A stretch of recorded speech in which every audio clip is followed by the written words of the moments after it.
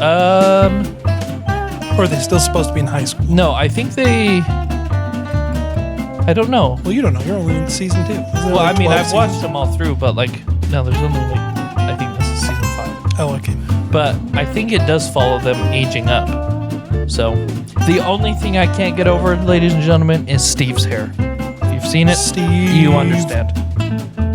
I do like the character of Steve, that Steve was like the bully at the beginning, and then all of a sudden, like, he was like, oh, wait. He's the hero. I'm a bad person, and I actually need to do something about it. I thought that was pretty cool. Like I said, Bob. Sean Astin. He's the president of, like, the Academy or something. The writers, or not the writers, the Actors Guild or something. he just, I have never Isn't seen it? a movie where he's not good at it. I'm pretty sure that that's what Ronald Reagan was. He's good. Oh, Sean Astin for president. I'd do it. Me too. He seems like a decent fellow. Guild past presidents. Actually, no. I don't want any more actors as presidents. Except for Sean Astin. Well, Ralph Morgan was one of the first ones. oh, good old Ralphie. Let's see here. Oh, Christmas tree. Ronald Reagan was one of them. Thank you. But just Sean Astin's story of like, he didn't know his dad where he was. Charlton Heston. His biological, Biological dad, but like, his adoptive dad is like his everything. Do you guys know that Ed Asner was as well? Ed Asner? I love Ed Asner. Rest in peace. I don't know who that is. You don't know who Ed Elf. He's Santa Claus. He's in Santa Elf. Claus. He's also the voice of the grandpa in Up. The old guy. Oh, isn't he? He's the voice of a lot of He's Ed people. Asner. Oh, Bottom line. isn't he Mermaid Man? No, that was... that's, oh, shoot, now you made me forget. Yep. He's another good actor. I liked him in Red. Yes. Yeah, who was that? Borga. Victor. No. Another good guy. Ernest Borgnine. Borgnine. There you go. See? We're getting close. Hey, we need to get started with this thing. Do we? We faffed around enough. Or have we twaddled? I love the word faff. What the heck It sounds is like faff. Have you never heard of faff? Or fluffed. I like the faff. F-A-F-F. I'm probably using it wrong. Spend time on unnecessarily complicated and time-consuming actions. Yep. I've faffed around long enough. Very time-consuming. Welcome to the Twaddling Along podcast, everyone. I am your host, Dan McBride, here with my brothers and co-hosts, one Jacob McBride I think I'm faffing all the rhyme. and Joshua. I just faffed. Yes, you did. I just want to point out that I said rhyme instead of time. That's okay. I think I'm starting to get a speech we need to impediment. do a little bit of an explanation because this has happened before, and I think it's important that people understand. We just got done with a Thanksgiving meal. Now, that's going to be confusing to some people because when this comes out, it's not even going to be Thanksgiving yet. But we had an early Thanksgiving meal with one side of our family where we ate too much food. Yep. Shout out to Jackson, one of our listeners. Hey, Jackson. Did he make anything? Jackson, I if you think did he make did. something, then you contributed to this and it's your fault. We had all that tryptophan. See, I got it right. You did get it right. Without a turpentine. Not the turpentine. I've had so much turpentine. So we're gonna do the best that we can. I think that this will turn out semi-successful, as it tends to do. As But if literally all of a when we sudden- started, I yawned really loudly. But if at 45 minutes you hear a bunch of snoring, just know that we all have sleep apnea. It's true. Hey, I've lost weight. you have. I haven't snored as much because I've lost weight. Hey. Oh no. I think my wife appreciates it. So. Oh no. I drool a lot.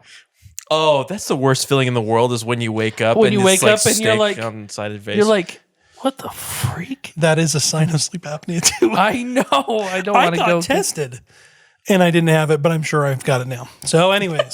That was like a week ago. No, just So on this week, the historical podcast, we're talking about the history of sleep apnea. kidding. By the way, welcome back, everyone. Yeah, welcome back. It has been 2 weeks. Sleep apnea started when Adam ate a little bit too much food. That apple was a little too delicious. He had his own Thanksgiving meal, and And Eve kept hitting him. Turn over on your side. get off your back. But doesn't she understand? It's comfortable on my back. Anyways, Adam's like, you stole my rib. Shut up. I can't sleep on my side. Open gaping wound. That's not what we're talking about today. The sleep apnea thing. Shout out to Adam and Eve. Love you guys. Shout out to sleep specialists everywhere and Adam and Eve. Yep. Shout out to our wives who still love us. We not after this one. We are delving into the world of pirates. I am a pirate.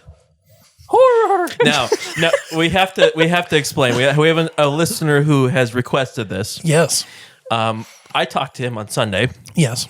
And he said that he wants us to do the pirate accent throughout the whole podcast. I want to, Yar. challenge freaking accepted. So, my thing is, I said, now you have to understand, Josh is going to start here. And then Josh is going to be somewhere way different by the time we hit the end. By the time he'll be French. Hey, they were so French pirates. I am going to, And his name was probably Le Fleur Le Lafette. rob your boat. My what? My boat. Your boat is leaking. Okay, so hardy har. Your dog? Just your dog bite. My dog does not bite. I thought you said your dog didn't bite. That's not my dog. Pink Panther Strikes Back, everyone. You need to watch that. If you haven't. Oh. Love that. Okay, so I have to do a pirate. Okay, sorry, go ahead. Okay, do your pirate. Hardy har har. Welcome to the Twaddling Along podcast, ye stupid pieces of mutts who walk the plank on 70 seas. What? You stupid pieces of mutts who walk the plank of the 70 seas. So I just want to point out. No, wait. We have to unpack this for a minute. I think that they use the term dog, not mutt. And I think that the term is 7 C's, and you literally 10 times it. They lost count, Danny. They were so limited. I found myself in the Great Salt Lake. It's one of the 70. Can you imagine? Wait, everyone, picture, if you will, with me. There's someone walking the plank on the Great Salt Lake. And they jump out and they just float. They're like, are you okay? And what they don't know is it's only like 6 feet deep. And so it's like, I'll walk to the shore. No worries. See you tomorrow. Your paper cuts be burning. But anyways, we're talking about pirates this week. We're talking about pirates. My head already hurts. So if Josh wanted to do a true accent of a pirate, what he actually has to do is he has to do a Greek accent. So try to think of My Big Fat Greek Wedding. I know, and that's exactly what I would do. I would try. And it would end up being Jewish. And mine went New Yorker. If you're gonna mess with my sister, I'll kill you if you mess with my sister. Just kidding, but I'm gonna kill you. I buried my treasure.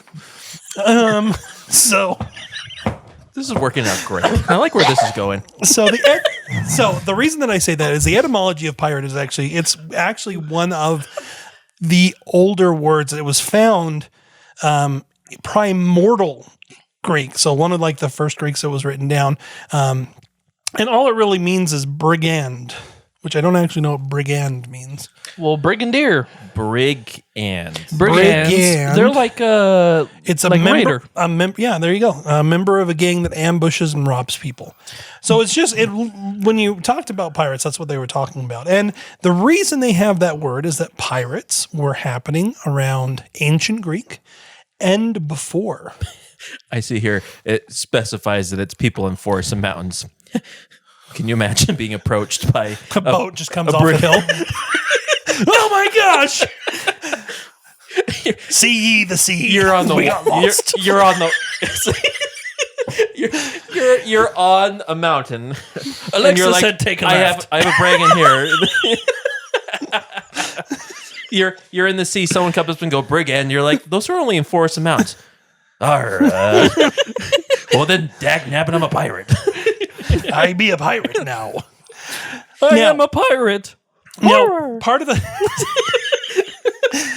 reason that I think that this is an interesting topic, and I think it's actually one that's going to span a couple things, because piracy has been around for a really long time, almost long enough that you could consider it to be kind of normal. And what I mean by that is It really has spanned all of history. Yeah, pretty much the entire time that we were out on the sea, there was probably some form of piracy. All that piracy really was is just taking something that wasn't yours on the sea instead of the land. I'm just picturing now the pioneers crossing the Great Plains, and you have this little wagon that has a little skull. Jolly Roger. Skull. Arr! You stupid Mormons, pull over. Oh, bless the Mormons. Pulls out his sword, and he just starts getting shot at. We're gonna go really far back for a minute. Ooh, the 1920s. Do you know, Danny brought this up the other day. Back to the Future, if it was filmed today, he would only be going back to 95. Oh, I know. It makes me sick to my stomach. Danny, you were alive. I was not only alive, and your brain was working. I was cognizant. I knew what was happening around I was me. alive, but my brain wasn't working super well. I wasn't. Even farther back than 1995. 1990. No, we're going to go all the way back. We're going biblical for a minute. Whoa! Even pre-biblical. We're going back to ancient Wait. Egypt. Pause. Yes. Pre-biblical is like before this world was even created. I meant like the organization. Hardy har. Wasn't that a good dad joke? That was a good one. That was a good one. No, we're going to go back to ancient Egypt for a minute. Ancient Egypt. One of the reasons that we're going to go back to ancient Egypt is because one of the very first, we're going to say, written examples of what a pirate was actually coming from people that they called the sea people. The sea people. Now, this was something that was pretty common in ancient Egypt writing. They were constantly kind of bothered by these sea people. They don't really... Even to today, they're not quite sure who the sea people were, but there's some really kind of good guesses. One of them is that they were the kind of leftover people from the fall of the Minoans. Now, to kind of give people a little bit of context of who the Minoans are, if you go and take an ancient Greek class and you learn about the labyrinth and the Minotaur, that's the Minoan society. The Minoan society was a society of people that were seafaring people. They were incredibly rich. They were considered to be kind of one of the most highly formed civilizations kind of in the ancient world. And we're talking right around like 1900 BC.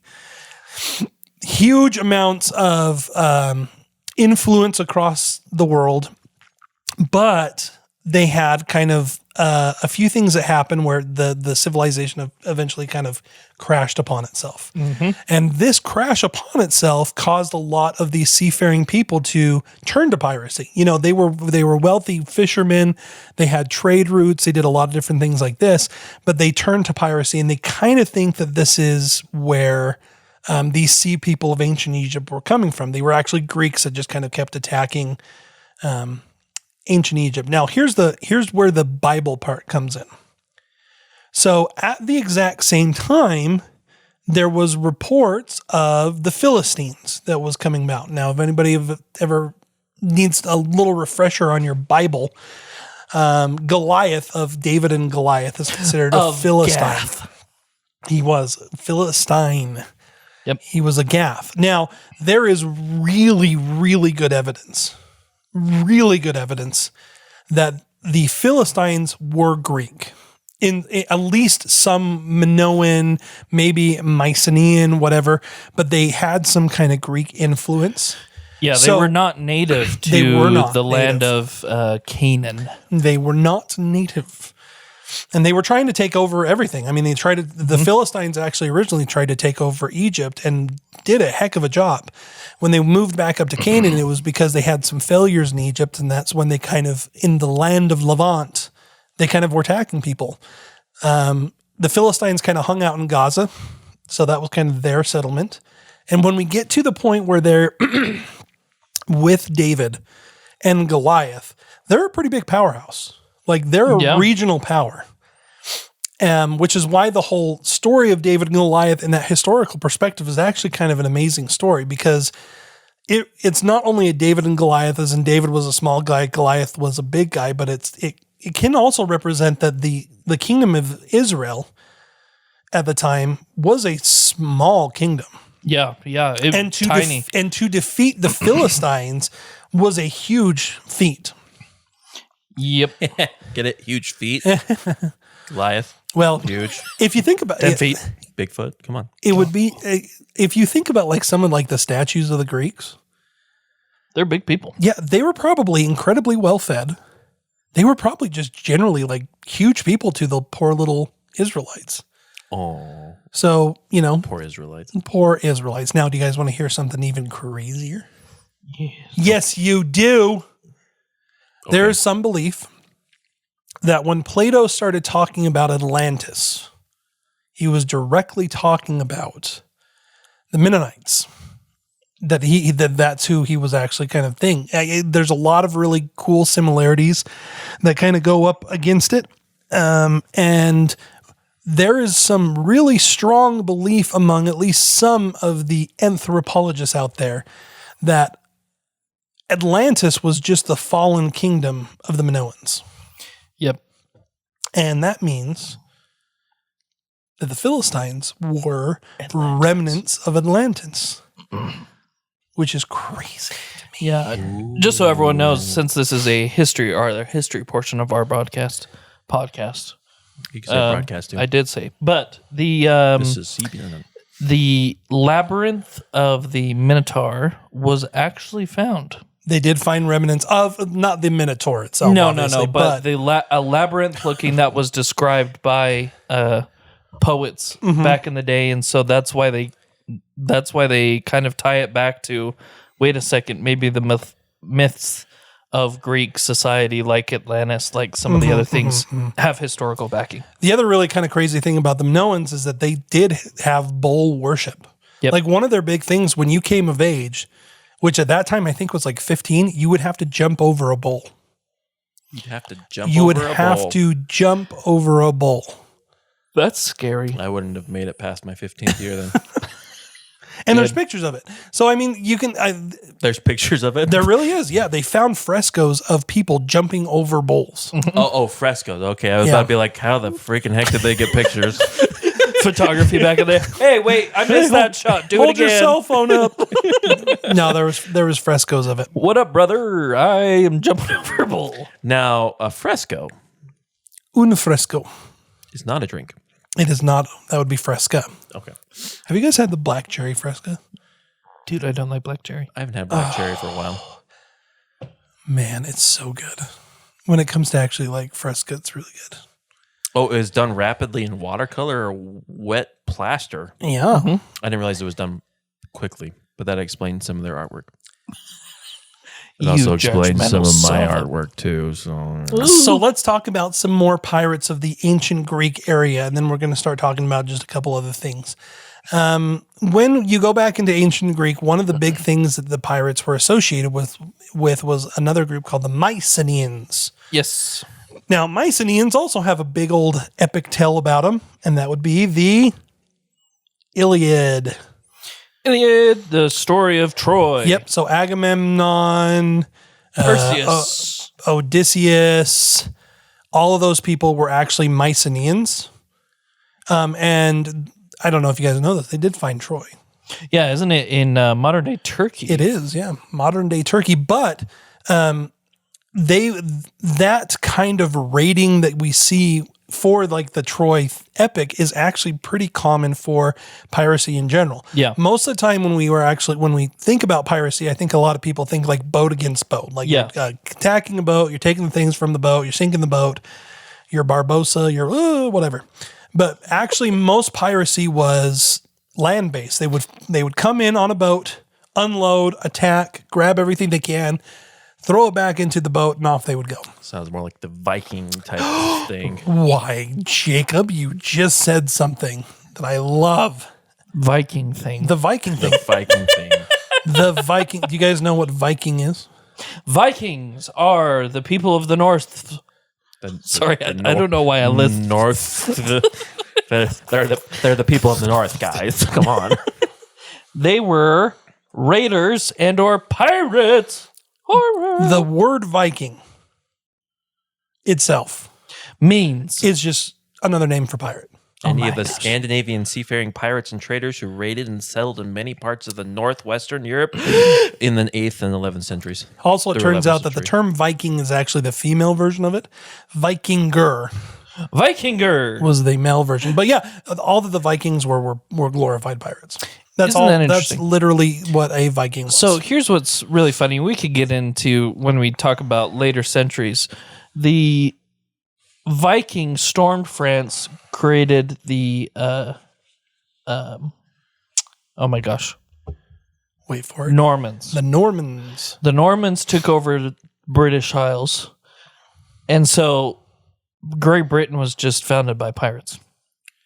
No, you're actually 100% correct. Most of the northern, especially when we're talking about Scotland and Scotland empires, most of the northern Scottish empires were not only like formed by Vikings, they were heavily influenced for centuries by Vikings.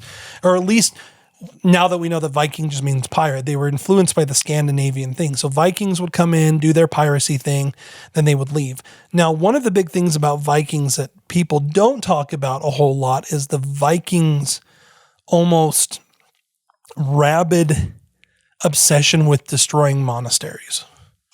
They hated religion. They hated Christianity. Christianity, yeah. There was a really big kind of influence of the Viking world to turn against Christianity, and we actually see that pop up a couple times in Vikings, especially when you go over to kind of the Asia side of things, which I don't know if we're even going to have time to, because that is just a world in of itself. But there's this idea that Vikings operate two ways. They operate out of desperation. So they just need food, they need shelter, they need money, they need, whatever, or by active rebellion. And in the Vikings case, it kind of seems like it was active rebellion. Like, yes, they were coming from some place that they just didn't have the riches. And so they were obviously targeting riches. More than likely, the religious kind of sections of the places that they were targeting were probably filled with a lot more riches than like the surrounding villages. Yeah. But there was definitely something about them going, we don't want Christianity to influence us, so we're going to take you out. If you guys want to watch a show that talks about this, you could watch the History Channel's Vikings, which is a series talking about a certain Viking and his sons. Check it out. What was his name? Ulrich? Let me look it up. I looked it up the other day. Hold, please, as we look up things in the middle of a podcast. Jake, look it up. What am I looking up? Thanks for being engaged, Jake. What are we talking about? Ragnar Lothbrok. Ragnar. And his sons, let me get his sons because his sons have some awesome names. Bjorn Lothbrok, Rollo, Floki, Ivar the Boneless. Yeah. Ivar the Boneless? Yeah, Bjorn Lothbrok became Bjorn Ironside. Oh, okay. Yeah. Hey, the boneless guy's in the Assassin's Creed game. Is he really? Yeah. Does he actually not have bones? No, well, he kills people and rips out their bones, kind of. Does that, but historically, the reason they think it is because he couldn't stand up on his bones. He was crippled. Like brittle bone disease or something? And so... Very interesting. That was part of his persona was, I'm going to ride in on a horse and then defeat you, but then get off my horse and not be able to walk and realize that you got killed by a limp. Sure. Interesting. Anyway. And the big thing about that at the time is piracy has also been used throughout time as a political thing. Like, especially when we talk about like the heyday of what piracy was, which is from about the 15th century on to about the 19th century, when we had active privateers, we had active pirates around. The golden age of piracy. Say one of my favorite pirates is Sir Francis Drake. Talk about Sir Francis Drake. Oh, Jake. I'm not going to skip ahead then. Sorry. Oh no, you're okay, because we're kind of at that point where right now the piracy has just been around for a long time, and we have to know that piracy's been around, and the things that we considered piracy nowadays, like I said, when we think about a pirate, we think about the Jolly Roger, we think about a guy with an eye patch, we think about Pirates of the Caribbean. Yeah, we think about Pirates of the Caribbean, we think about Blackbeard, we think about all those things that kind of make up a pirate. But the reality is piracy, at least in the pure definition of what piracy is, has been around for a long time, and it has influenced politics to the point, like we were talking about, like the Vikings influenced the settlement of Great Britain. There's a couple other ones, like there's Queen Artemisia, who, if anybody has ever seen or heard about the 300 film, the 300 Spartans that stopped the Persian Empire. Well, she was actually a Greek queen who commanded ships during the Persian Wars and was a pirate leader. She kind of did this thing where she would kind of take small ships and then take out like the Persian boats and everything. So she's kind of cool. In the Roman times, we had Queen Tuta of Illyria. In the first Illyrian War, which is a big Roman war, she was definitely what we would consider to be a pirate, where she would go and raid ships at the dead of night. She would go in, she would stab and kill people and everything. Female pirates were really common. It was one of the very few things of that time where we see literal pirate queens pop up all over the place. What's funny about that is we have a lot of historical evidence about the male pirates. Yeah. But we don't, like, the female pirates are almost held as like a mythological thing. Like, I was trying to find like historical fact, like, hey, we know about this lady because we found this, this, and this, but it's all done like by myth and circumstance. You've got Princess Sela, who was a Norwegian pirate queen who was in a lot of their sagas. She actually is where we get the term Viking, which is, like I said, the female version. We have this one I have no idea how to say. Elfhild, who's another Geatish princess who has disguised herself and commanded pirate fleets. I mean, we have all these kind of really interesting female pirates that are mythological. This pirate queen thing, it's kind of cool. She is the pirate queen. Hurrah for the pirate queen.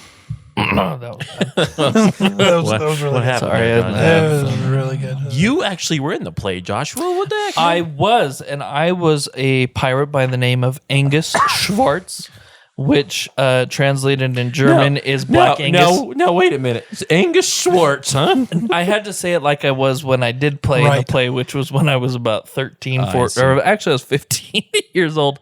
But I was Black Angus Schwartz because I was Black Angus beef. You were Black Angus beef. Black Angus. Yeah, so I was Angus Schwartz, which in German is Angus Black, and we were doing it because I was, beef.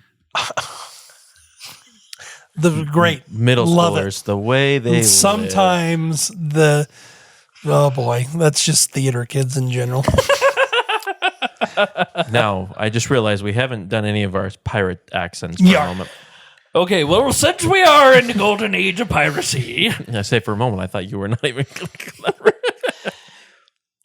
Aren't we going to talk about Sir Francis Drake there, Jakey? I'm Danny's the one that's doing it. No way. Daniel? You brought it up, yo. You get to talk about it. I get to talk about him. Ladies and gentlemen, boys and girls of all ages. What a pirate crap is this crap? There once was a man who lived at sea.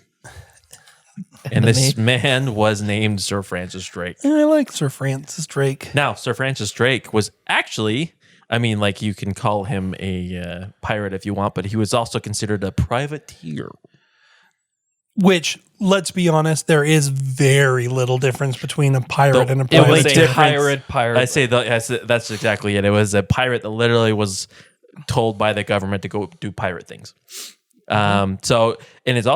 He's considered to be maybe Queen Elizabeth I's pirate lover. Yeah. Oh boy. But he was crazy because he went in and he was actually feared by the Spanish Armada, which was the biggest thing. Yeah. Because he found out how to do such things as lighting fires in the middle of their armada and having it spread from ship to ship. So he actually became known amongst the Spanish as El Drac, or the dragon. Ooh. What a cool! Why can't I have a cool nickname like that? I must sink the Spanish fleet or something. Yep. So, but it's funny. He was actually knighted. So Good job for killing the rest it's like, of the you people. did so good stealing things and plundering things. We're gonna knight you. But he was also crazy because he sailed around the world. Oh, that is true, right? Yeah, no, he was. I remember in my history class, my teacher's like, so here's this crazy pirate who just took out the Spanish Armada, and he's like, you know what I'm going to do? I'm going to sail all the way around the world, and he did it. So he went around and got a lot of stuff, and he had quite the life. Interesting. It's one of those times where I could see it being a cool political key. Like, you've got these people who are out there who are really good at taking out ships and really good at blockading and really good at kind of hunting down things. And if they're still loyal to the queen, I mean, why not utilize them? I mean, that's 100%. There's other stuff. Also during this time, Grace O'Malley. She was an Irish real-life pirate queen who actually met with Elizabeth in the 1590s to negotiate the release of her son. So she was she was considered like a temporary or a rival of the queen, I guess, for whatever reason. But it said that she was a very fierce pirate and leader in her own right. I think she's responsible for cutting off people's noses. Grace O'Malley. Grace O'Malley. Oh, Grace O'Malley. So see, there you go. Oh, crap, there's Grace O'Malley. She probably sounds like this. Oh. Can you actually say R with an Irish accent? Yar. R. I haven't heard her for the herd. That's the Swedish Norwegian. chef. Where's me pot of gold? Herd. Do you know what my favorite pirate is? Who? Captain Black Bart. Tell Black us Bart, about huh? the Black Bart. Black Bart was actually a navigator for a slave ship. Oh, well, then he's terrible. He is a terrible person. He's a bad person. And then the pirates came in and slayed all the white men on ship and invited the slaves that were on the ship to join the crew and Black Bart. And Black Bart was a prisoner. It's kind of interesting that he's named Black Bart. Anyway, he was a navigator, and the pirate captain decided to make him navigator of his ship and not be enslaved on his ship. And then the pirate captain died, and Black Bart decided to create the most democratic system of piracy at that time by creating the Pirate Code. Interesting. Now, we have to say, Black Bart is not Blackbeard spoken with a weird accent. No. So, Black Bart is Black Bart. Yeah, so there was a whole bunch of different things that were happening at that time where there was nicknames galore. A lot of beards. A lot of beards. A lot of beards. I say that was kind of a popular thing. Now, speaking of Blackbeard actually would put stuff in his beard to make it smoke. That way he would scare all of the other ships to make make them think he's a demon of some type. So see, oh my now goodness. in the History Channel pirate series that I watched, there were some female pirates that would flash. They would go topless. They would go topless, and it would create so much shock with the people they were fighting that they would just slay them because they couldn't. Oh my! Well, I mean, if you're out on sea for a long time and you got flashed, yeah, you'd probably get chopped down. oh my gosh, it's so beautiful. I want to talk about Redbeard. Redbeard. Hey, Redden Barbarossa. Barbarossa. Now I need to be very, very clear because there is, of course, the Hector Barbossa, which is in Pirates of the Caribbean. But Hayreddin Barbarossa was a very real guy and probably what we could consider to be the most successful pirate, even more than our good English friend up north. Hayreddin Barbarossa. He was what is considered to be Ottoman corsair. So the Ottoman Empire was really big during about the 14th and 15th century. He was a corsair, which was piracy. He would just have a bunch of ships that would go around. He became Can you imagine a it? sheep's. Fight! If we let the sheep go one by one, they'll fall asleep. His naval victories were so successful as a corsair.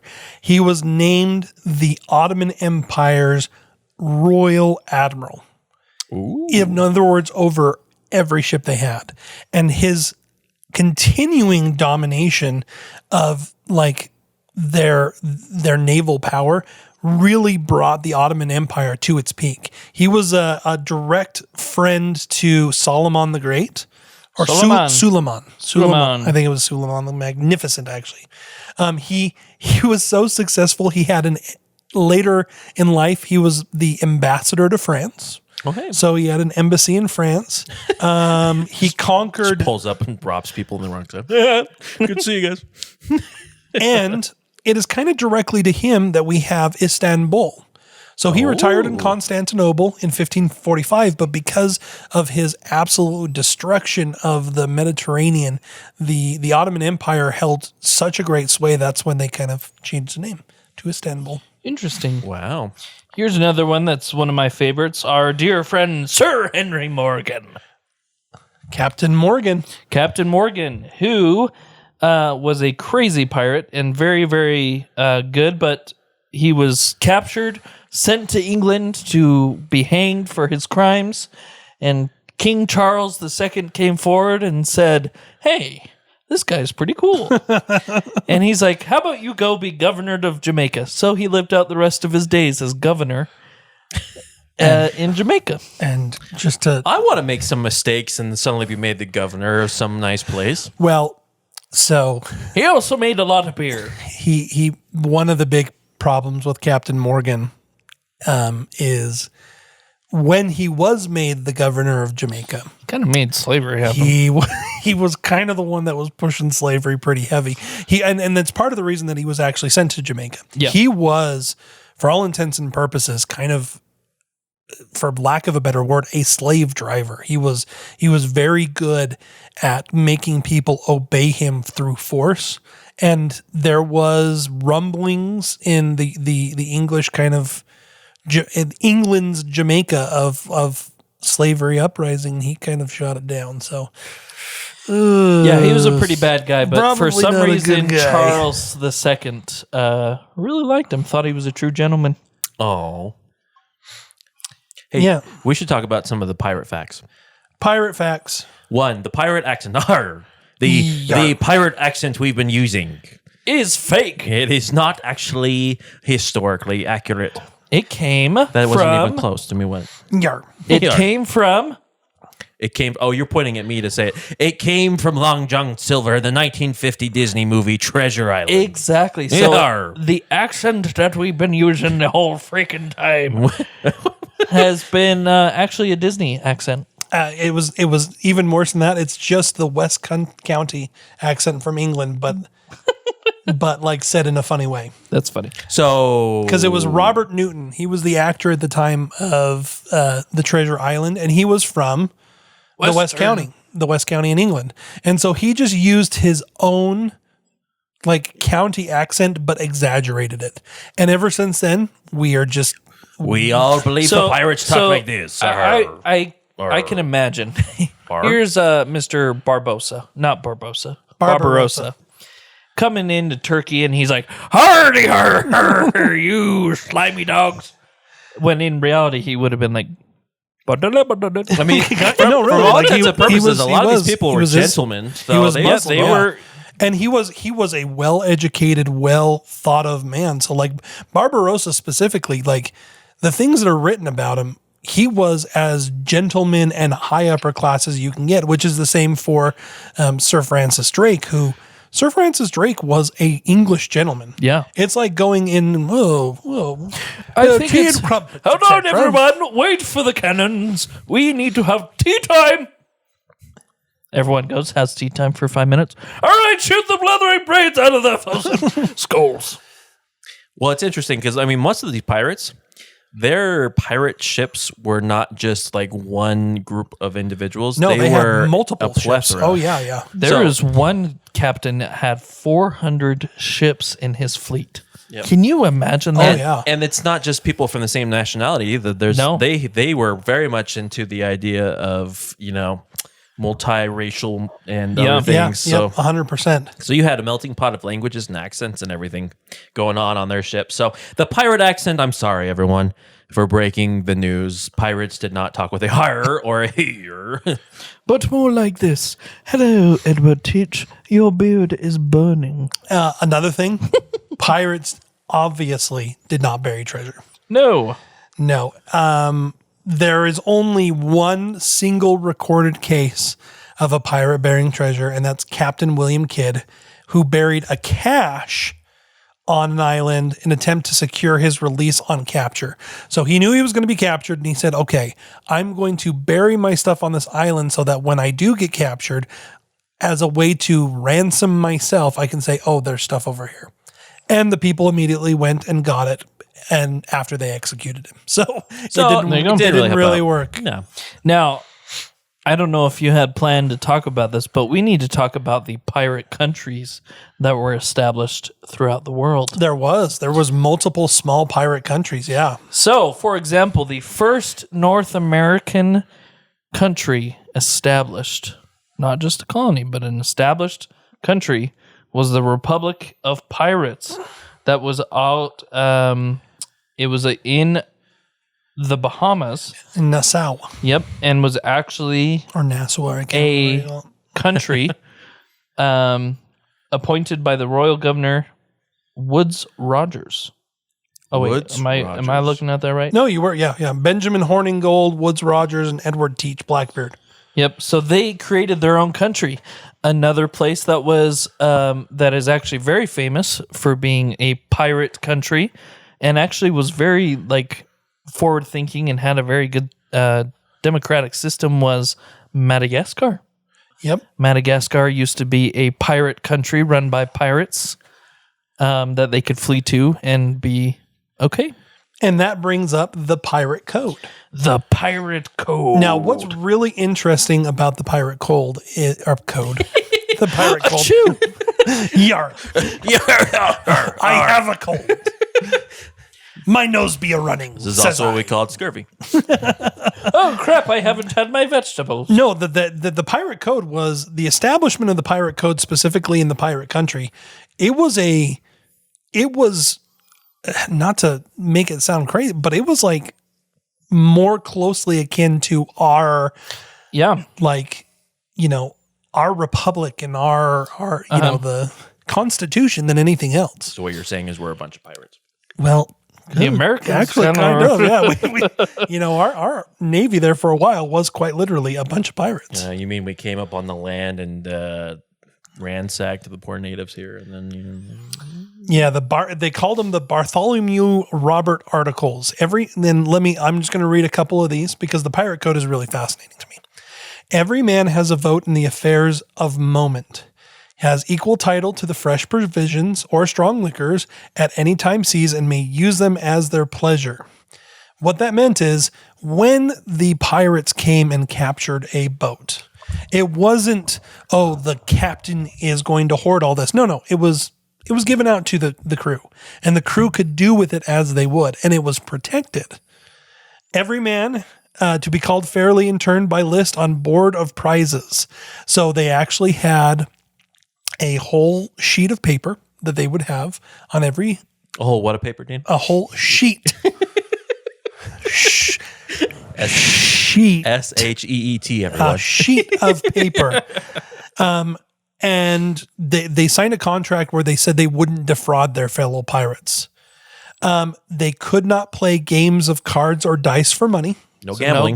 There was no gamblings. They had to put out their candles at 8 o'clock and go to bed unless they were working. Or drunk. To keep their pistols and cutlass clean for fit for service. So they had to clean all of their equipment and had to remain clean. And then there was no boys or women allowed among them. No boys or women. Boys or women, yeah. No boy or woman to be allowed among them. If any man be found seducing any of the latter sex and carry her to sea, disguise, he was to suffer death. Wow, that's pretty. So if you tried to sneak your wife on the ship with you, you're both done. You were put to death. Now, does it talk at all about their workers' comp or health insurance? It does. All right. Talk about that though, Jake. So, and a surprising thing, they were kind of one of the first peoples to have health insurance or workers' comp. I know, which I think is funny. So before the voyage, they would sign these articles, and one of them was that talked specifically about the compensation for a lost limb. So if you were out and something happened, like the loss of a right arm, you would get a certain amount of money. If you lost your left arm, you get a certain amount. It's funny, the right arm actually got more money than the left arm. If you lost a leg, you get about, it says here, you get about 400 to 500 pieces of 8. I don't know what that means. But if you lost an eye, you got 100 pieces of 8. So here you have, if you lose a limb, it's not like sorry. It's like, oh, well, then here's their compensation for losing a limb. Yeah. They literally like would sign everything away. And it's really fascinating that the idea of these taskmasters, the idea of the captain being like this, I'm going to skin you alive if you don't do this. It's actually not the case. The captain was there as a way to control the natural flow of the ship. Every man had a job and knew what they were doing. The captain was there to more move things along. Now, that wasn't always the case. Blackbeard being one. Blackbeard was kind of like he was crazy. pretty awful in the moments when he needed to be awful. But for the most part, pirates, it was a democratic system. I mean, it was a very well run kind of democratic system.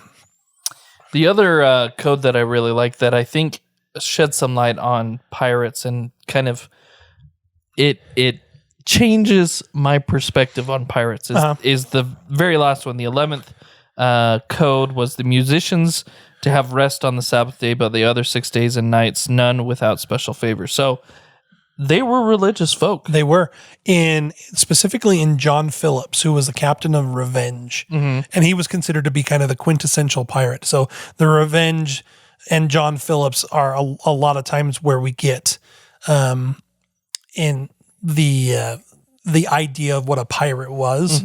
Like you always hear of the good ship Revenge. One of his rules was, if any time you meet with a prudent woman, that man that offers to meddle with her without her consent shall suffer present death. In other words, if you run across women, you are not allowed to do anything to them, which goes directly against the idea of pirates being, Getting a wench. Yeah, getting a wench, A wench, which is why they changed Pirates of the Caribbean. Oh. Now they're just chasing after the food. And or the women are chasing after them with, what are they, the dough rollers and stuff? Yep. Let's talk about the Jolly Roger sign. I love the Jolly Roger. So, sad day. The Jolly Roger sign was not used universally by all pirates. Nope. But there was even cooler pirate flags than the Jolly Roger. There is. And I will give credit where credit is due. Disney, in the third Pirates of the Caribbean at World's End, when all the pirates come together to face Davy Jones and the British naval fleet, they raise these several different types of Jolly Rogers before raising the typical, like skull and crossbones. But as mentioned, there were some. There was full skeletons.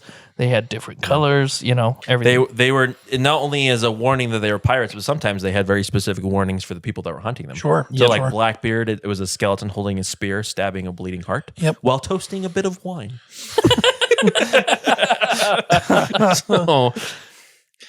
Black Bart, as we talked about, he had a drawing of himself standing on 2 skulls labeled ABH and AMH. So a Barbadian head and a Martinicio, I don't know. head, which was just a threat to the governors of Barbados and Martinique who hunted him. So, well, and the funny thing is so they would carry around 2 flags. The first was the natural Jolly Roger, or the black flag. Like we see the black flag as being like the black flag with the skull and the crossbones and everything. Yeah. But really when they were talking about the natural Jolly Roger, it was just a black flag. Yeah, there's nothing on it. And when they would raise the black flag, most of the time when people were being hunted by pirates, it was a good sign. Yeah. Because what it meant is that the pirates would give quarter. So they were saying, look, if you surrender to us and give us what we want, we're going to let you go. You're going to be okay. Don't fight back. But this is what we're going to do. They also had the red flag, or what they called the bloody flag, which was the opposite. No mercy. Yep. If We you want to fight. if you saw the red flag, you knew we have no choice but to fight. Yep. So, and they'd put all sorts of fun stuff on Yeah. their designs. This makes me want to play Sea of Thieves. I know, right? We're going to have to record ourselves playing Sea of Thieves and post it on YouTube for everyone. It is pretty funny watching Josh specifically on Sea of Thieves.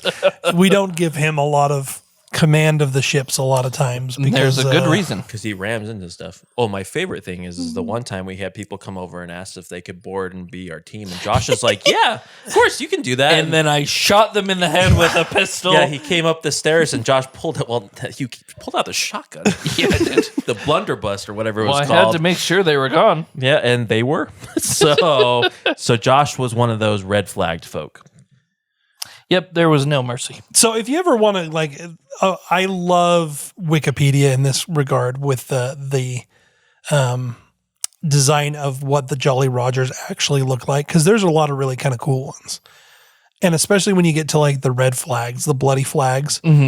There are some on there. There's one that's under Captain Stevens. Captain. If you look at it, where it's kind of like the badly drawn skull, it terrifies me, and I don't really know why. It's just kind of a terrifying, like, if I saw that, I could definitely tell that it would be kind of a problem. Yeah. The one of Stead Bonnet's Black Flag that looks like a really bad skeleton picture. Oh yeah, That one would be absolutely terrifying as well. The art is so terrible. What are we doing? He is coming. Another thing I wanted to talk about is that, especially because we enjoy eating, as I guess pirates actually ate way better than like even the Navy of the time. Like, really? Yeah, where like the Navy would have like these biscuits and other things to kind of survive on this stuff. Pirates, they would raid the merchant ships and have fresh food. That was one of the main reasons they would usually raid, is just to They're get like, fresh food. I want it. So they would have, a nice chopped salad with some meat. Sometimes they would have fish meat, and sometimes they had turtle meat. They'd have a hard-boiled egg, pickled vegetables, grapes, and cabbage. So they knew what they were doing. And that's the other thing that I should bring up. You see a lot of movies depict pirates. Their clothes are ripped. They're wearing a specific, bandana around their head, whatever. That was not how pirates were. Pirates were people that came and were enlisted and were either captured or whatever. And so a lot of times they were wearing nicely dressed. Yeah. They looked like gentlemen. And so I can imagine them using a knife and a little fork, eating their salad while looking like an English gentleman. Yeah. Now there were things that we think of as cliche that were very real. Yes. One of them, pirates did wear eye patches. Yeah. And there was a reason for it. There was a really good reason. You go back to the Mythbuster days and they actually kind of tested it, but they would wear an eye patch over one eye so that it was always adjusted to the dark, so that when they went down into the galley from a sunny deck, they'd be able to kind of see what was going on, which is ingenious. It really is a really smart thing. Now, during battle or when they were attacking someone, they didn't wear the eye patch. The eye patch went off. Yep. The eye patch was only utilized during kind of the calm seas. Parrots really were a thing for pirates. They would capture parrots. They would keep parrots as pets, but the parrots would be sold in England was very popular. England because of ladies' hats. Yeah. They would use the feathers in ladies' hats, and it was an incredible thing. So, sorry, the parrots didn't live very long, But they found the parrots didn't eat a lot either, which is what made them so easy. They didn't eat a whole lot, so they were easy to kind of just Mama want a fed. cracker? Polly want a cracker. Not Mama. Mama want a cracker.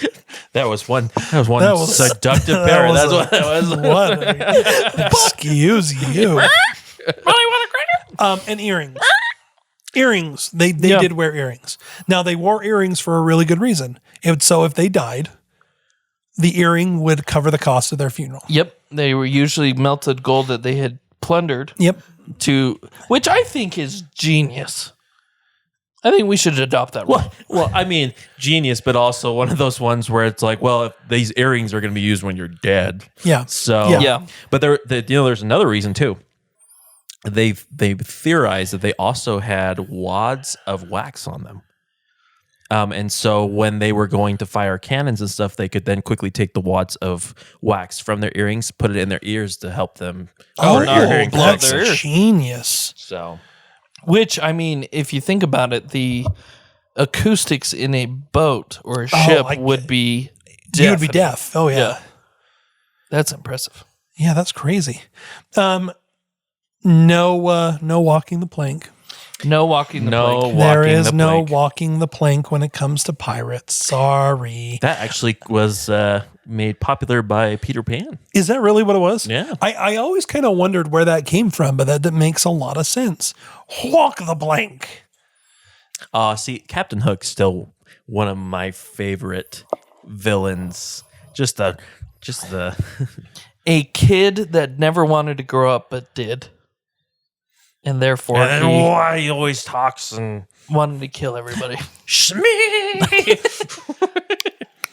So here's some deep facts that people don't think about. Pirates are likely the reason the U.S. did not adopt the metric system. stinking Really? pirates. Yeah, when pirates captured the French scientist Joseph Dombre on his way to the U.S., he was going to pitch the metric system that was being used in Europe. And the U.S. was still using the imperial system, which is, foots and everything like that. And he was the one that kind of pushed it all around Europe, made it very popular, everything like that. By the time he got released and came back to the America to kind of try to figure it out, well, the pirates had taken all of his weights. So he had a kilogram weight and he had all these different weights like grams, kilograms, everything that we used in this thing. And the United States said, sorry, without an active presentation on how this works, we're not going to adopt it. So the pirates ruined the metric system for us. Dang. Those daganab pirates. Dad Ganab. Daganab. Arr. Yar. So, let's see. Let's see if there's any other fun facts. While he's bringing that out, I do want to, and this is a very high level topic of pirates that we'll probably dive in a little bit deeper with specifics later. Yeah, I would love to actually I want to do a whole episode just on Blackbeard. Yeah. Because he really like Edward Teach was a really interesting guy. Yeah, but there are still modern pirates. There are. Several years ago, this is when I was younger, when the ship was captured by pirates and put the captain in the emergency boat behind the thing with the pirates. Uh-huh. And the Navy SEALs. Navy SEALs ended up having to shoot him to get the captain back. I remember as a kid watching that, and when they explained what they had to do to free him. Oh, yeah. Can you imagine sitting there and all of a sudden the heads explode around you? Yeah. Yeah. Not bless that man.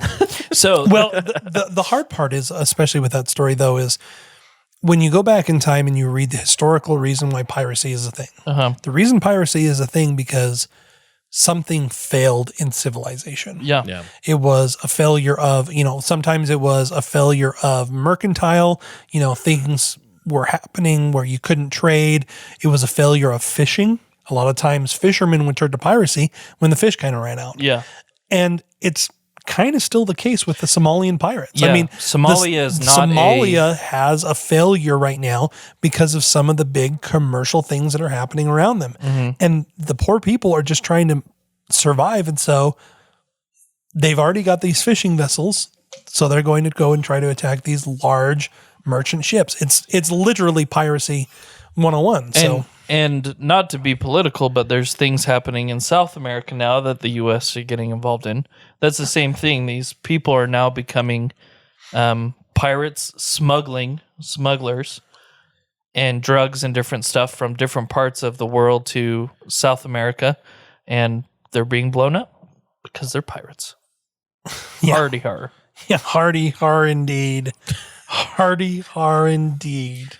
And with that horrible image in your head, we come to the very end of this Pirates episode, people. Oh, goodness. For anyone who really wants to learn about pirates, and I think it is the best movie to like truly capture what pirates are and who a pirate captain is, Blackbeard's Ghost. Blackbeard. If people don't know Blackbeard's Ghost, you need to go right now Disney Plus. to either Disney Plus or it's actually shown on YouTube too. But you need to go. Speaking of pirating, you need to go and find Blackbeard's Ghost with Peter Ustinov. It is the greatest. I still is watch so it. funny. I It watch is. it religiously. So for people that don't know who Peter Ustinov is, Peter Ustinov is a British actor, very, very popular at the time, but he's most well known for a lot of his voice work in Disney films. So he did, who's a good example? In Robin Hood, he was Prince John. Mommy. Yes. So, I mean, like he has a very unique voice. Jake, that was very That was impressive. actually a very good Peter Ustinov, Jake. Thank you. I do try. That was amazing. But he is by far hilarious in the show. And it's just so nostalgic. It's like It is. the early 1960s. You got this over the top like mobster people there. It's just hilarious. The effects at the time, I'm sure, were The just poor astounding. of Blackbeard's Ghost. The descendants The of The Blackbeard. the daughters of Blackbeard. Yeah. Yeah. Oh, he's a jolly good fellow.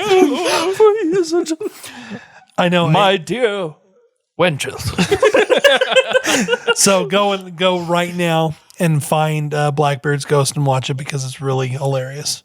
And if you only watch a segment, the Olympic or the track meet is probably one of my favorite segments, or the fight in the casino. Yep. It's another good one. Or when he's driving the car and shooting a gun. But he's The motorcycle. While he's drunk. Oh, it's excellent. Excellent. So go and find that. Any other recommendations of pirate entertainment? Muppet Treasure Island. Come on. I was just about to say, Long John Silver. and people like pirates actually show up a lot in literature. Yeah. So Treasure Island being a really good example. It was an incredibly popular novel at the time, but oh my goodness, Muppet Treasure Island. What's is his name? Stephen Curry. Or not Stephen Curry, sorry. Tim Curry. Tim Curry. Steph Curry. Steph Curry. Steph Curry. Shooting the basketball. That's a good 3-pointer, Steph Curry. Are you a pirate? No, Tim Curry in that. And let's be honest, the frog, Kermit. Kermit the frog. he is a great captain. Piggy. You have who? Oh my gosh, this is embarrassing. Jim. Oh, yes. Billy Connolly. Bill Connolly. Yeah. Yeah. He's in there. I mean, there's just so many amazing people. There's so many good things. when they do the pirate list, Tom, here. Nearly dead, Tom. Here. Dead Tom. Dead Tom's dead. Long John shot him. Oh, it is hilarious. Dead Tom's always been dead. That's why he's called Dead Tom. Oh. My favorite quote about the Muppets is actually, so in Muppet Christmas Carol, you had Michael Caine, who played it as a Victorian or as Michael Caine, as a Shakespearean actor. which was fantastic. So he took the Muppets as if they were actors. Tim acted like a Muppet. Yes. And if you Became watch, a Muppet. if you watch that show, he literally does. He becomes a Muppet. So that's another one. I'm gonna do one. Treasure Planet. That's was I was gonna say as well. That Treasure one Planet's is a good one. fantastic. It's one of I those ones think- you're sad because you're like that could have been Or that should have been so much more It popular is than it was. one of the most beautiful renditions of Treasure Island out there because I think it goes to show a little bit more of the relationship that Long John had with Jimmy. With Jim. Yep. So that's a really good one. Let's see. Other pirate things. Pirates of the Caribbean. Yeah, it's nostalgic. It's fun. It's there. It's enjoyable. Just know it's completely Anatomically correct. anachronistic. There we go. They have hands and fingers. Yeah, it's a bunch of baloney. It has absolutely nothing to do with pirates, but it's a fun. They it's had a a fun pirate code, and they had what's his name from the Rolling Stones. Rolling Stones, who played Jack's dad, and Jack's uncle is none other than the Beatles. Sir. Oh my gosh. You guys are so funny. So it's Keith Richards. Yeah, is Keith who Richards. the father was. Yeah. And Paul McCartney. Beatles. The Beatles and Rolling Stones. Jackie. You guys are. Jackie, are you up on the block today? Nope, not this time. Oh, yeah. So they're fun. Peter Pan. I will tell you that I went back and actually watched parts of the original Pirates of the Caribbean. I forgot how freaky that one was. Well, remember, it was the first the ride or the first PG-13. movie? The first movie. It was yeah, the no, it was- first yeah. PG-13 Disney movie, really, that started that's true. PG-13. Do you guys remember the trailer where they had the bone foot hit the floor in the ocean? That was like the movie trailer that we saw when they were walking underwater to the next ship? Yeah. But it just all it did was it just showed the one bone foot. Yeah. Like someone was walking that was skeleton. It was like, Yeah, no, it was it's a scary. freaky show. And here's the thing. CGI was so good back then. What the freak happened? It got cheap. Yeah. No, it's a really fun movie. So there's a couple examples of things that you can do. I mean, if you want to read the original Treasure Island, it is kind of an interesting read. I did read it just recently. It's kind of a fun one. I can't think of any other. I mean, if you really want to go out there, Sinbad. Oh yeah, Sinbad. Yeah, any of the Sinbad, the cartoon and or the whatever Sinbad. The original back And in we're the not talking 60s. Sinbad the comedian, No, not Sinbad the comedian. but you can watch him too. He's pretty funny. Yeah, wasn't Sinbad one of the epics done in the 60s or 50s and 60s? It might have been. During like the Ben-Hur and Ten Commandments era? Yeah. As a matter of fact, I think it was. I think wasn't it? Hold Was on, it Heston? Charlton Heston. I don't think he was No, Sinbad. that's Dad's favorite Avast Ye Mateys or whatever. What's it called? Yeah, Sinbad Legend of the Seven Seas is the cartoon. But let's see. keyboard's not working. 1973 Sinbad, the cast. John Philip Law. Oh. I don't know who John Philip Law is. But that's who was Sinbad. So what's fun about Sinbad is he is a fictional mariner and hero from the Middle Eastern folktales of 1001 Nights. Yeah, so he's with Aladdin. So it's all part of kind of the same stories that Aladdin is part of, and the 40 Thieves and everything like that. So And the 40. and then on our last one, the third, I believe, Aladdin, isn't that where the 40 Thieves show up? Second. Come on, Danny. No, it's not the second. We Return of Jafar is the don't second. consider Return of Jafar. Return of part Jafar that. is the second Aladdin movie. We do not. I didn't know that. You. We do not include that because it did not have the comedian. It did have Robin Williams. You guys are having some struggles today I'm with going to sleep. comedian. It's really bad. The So, Beatles. the turpentine is getting to us. Because I mean, during the Return of Jafar, it was the Simpsons voice actor. Dan Castellaneta. Yeah, he was the one to play that. Thank you. That was really I'm good. so tired, and yet look at my name remembering. Thank you very much. or is that a sad thing? That probably is. It's probably some OCD thing that's got stuck I'm in sorry. my brain. I still go back and watch all of the genie scenes in both those movies just because they were Robin so Williams. amazing. Have you guys seen the deleted scenes? I have. So, because they had hours and hours and hours where he just was allowed to do whatever he wanted, and what they did is they actually had some of the animators go back And just do animate him. storyboards. Some of the funniest stuff you'll ever see. Bless him, Will Smith. You sucked. Not Robin Williams. good. Robin Williams is the king. And with that, thank you so much for joining us on the Twaddling Along podcast. I think you're okay, Will Smith. As always, be on the lookout for all of our stuff everywhere. If you have any suggestions, because this was a suggestion that we got from a listener, you can always email us at emails@twaddlingalong.com. That's emails@twaddlingalong.com. Be on the lookout for us for the next 2 weeks. We have one immediately before, or one immediately after Thanksgiving, and then one more after that. And then we're taking a bit of a break for the Christmas season. We'll probably have some fun Christmas episodes, I'm going to assume. Who's in charge next week? You, my friend. Oh, crap. You, and it's the paranormal. Oh, that's right. So, The ghost of the turkey of the president. the parted turkey. Yeah, the parted turkey. Press. Well, thank you so much, all. That was it? That's all you're going to say? What a crap ending. What ending was that? Hey, thanks. Thanks, we're going to do it. Okay, now you can hit the button, Danny. It makes me feel better that we had to finish off with something else. Turpentine. Oh, wait. Hardy har. You slimy pigs, I hate ye. Hey,